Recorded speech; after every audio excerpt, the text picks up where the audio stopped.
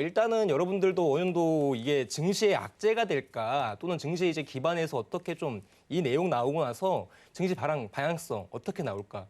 저는 일단 증시의 악재 조건은 되지 않는다고 생각을 합니다.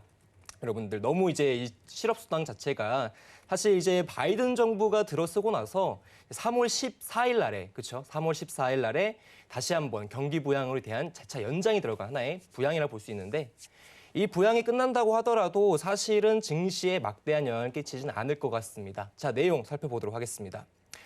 자, 일단은 조금 이따가 PPT를 먼저 보면서 이야기를 할 건데요. 일단 지금 미 정부, 즉 바이든 정부에서 왜 실업수당을 재차 지금 종료를 하는지에 대한 이유부터 이야기를 드려보도록 할게요. 자, 첫 번째는 연결성을 좀 짚고 보셔야 됩니다. 바로 실업수당과 연준의 목표, 그리고 고용지표에 대한 부분이라고 볼 수가 있습니다. 자, 일단은 바이든 정부가요, 여러분들 재정 정책의 기반으로 실업수당이라는 걸 실시했습니다. 근데 이 실업수당이 의미하는, 즉 원하는 게 뭐냐면은 고용 개선에 대한 하나의 기준이었어요, 여러분들. 즉 무슨 소리냐? 실업수당을 지원하면서 고용이 점차 조금씩 나아지고 고용이 점차 나아진다면 추후에 연준이 원하는 그 출구 전략을 세울 수가 있기 때문입니다. 그래서 내용 먼저 조금 확인을 하고 오도록 할게요. 자, 이거는 예전 이제 의사록에서 나왔던 내용인데 연준의 목표는 이거예요, 여러분들.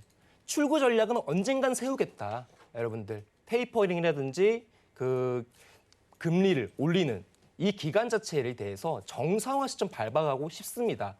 근데 증시에서 함부로 이걸 할 수가 없어요. 그래서 연준이 딱 이런 얘기를 꺼냅니다.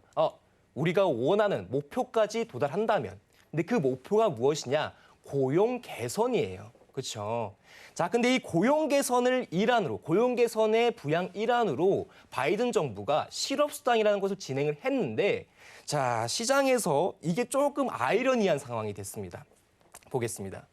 지금 현재 미 채용 공고 추이인데 이번 5월 11일 날 발표가 됐었어요. 저번 달 5월 11일 날 미 채용 공고 추이가 발표가 됐는데 사실 이제 코로나 팬데믹 이후 사상 최고로 일자리가 상당히 많아진 겁니다, 여러분들. 그렇죠? 일자리는 많아졌는데 여러분들 재밌는 건 뭐냐면은 고용 자체는 상당히 낮은 수준을 보여주고 있는 거예요. 자, 무슨 소리냐? 자, 일자리는 늘어났는데, 그쵸? 일자리는 이제 많이 늘어났어요. 근데 고용 자체는 낮아졌다라는 겁니다. 그쵸? 그래서 이제 사실 이 부분에 대해서 가장 핵심 문제가 무엇일까? 왜 일자리는 늘어났는데 왜 고용 자체는 낮아졌는가? 바로 이유는 한 가지입니다. 자, 지금 현재요. 지금 이제 주정부와 연방정부가 주당 이제 687달러만큼 실업수당을 제공하고 있어요. 자, 근데 이걸 한 달로 누적을 계산해 보니까 우리나라 돈으로 대략 300만 원 정도 되는 겁니다. 그렇죠? 이런 심보가 돼버리는 건데 사실 자, 지금 사실 그냥 집에서 놀고만 있어도 아나운서님들 말씀 좀 줘볼게요. 네. 집에서 놀고만 있어도 돈을 주는데 굳이 일자리를 찾아야 될까요? 안 하죠. 그렇죠. 네. 그러다 보니까 고용에 대한 부분에서 본다면은 재밌는 상황이 이룰 거예요. 지금 미 정부에서 현재 고용에 대한 개선 일환으로 지금 실업수당을 줬는데 그게 오히려 악재가 돼버린 겁니다. 고용 개선이 지금 못 되고 있는 거예요. 그냥 놀면 돈 주는데 왜 굳이 일을 하냐? 그렇죠. 그러다 보니까 이 실업수당에 대한 종료를 6월 12일로 앞당긴 겁니다. 자, 해설위원님한테 말씀을 다시 드려볼 건데 원래는 이제 그 실업수당이 이제 사실 9월 14일까지 사실 연장이 되어 있었어요. 그렇죠? 9월 14일까지 아마 연장이 되어 있는 걸로 알고 있는데 사실 이제 이 3개월 정도 기간을 단축을 시켜버렸습니다. 그렇죠? 근데 저는 처음에 이제 많은 분들이 생각을 하는 게 사실 이 실업수당이라는 게 고용 개선의 목적도 있지만 일단 시장의 소비 심리를 적극적으로 반영한 하나의 요소도 된다고 생각을 했었거든요. 그러니까 어떻게 보게 되면 경기 부양이니까 뭐 어떻게 보면 돈을 주는 거고 그걸 위해서 그걸 사용해서 이제 소비를 늘려가는 거니까요.